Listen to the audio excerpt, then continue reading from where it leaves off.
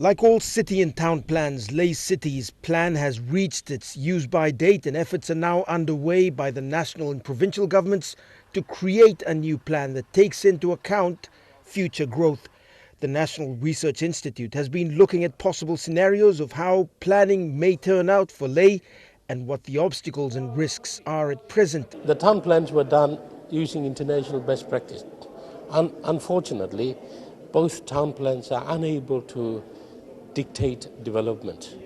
Institute Director Dr. Charles Yala, who presented a paper at the University of Technology, points out that the city plan for Lae didn't take into account the needs of Papua New Guineans going into the future, and while it conformed to international standards, the city has come into competition with settlement growth. If you make the town plan very rigid and too much control and make it frustrating, settlements become the effective outlet. So it's like a water. You must allow outlets.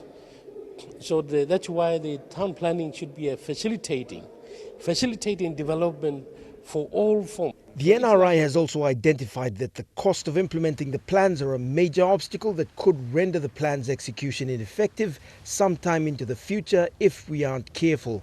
Another major challenge are the urban villages and how to address the needs of the people like the Hanua Bada of Port Moresby and the Ahi of Lae.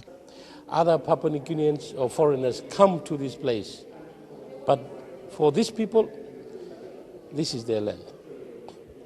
So the last thing we would want is to have museums of dysfunctional, disorderly inside a growing city.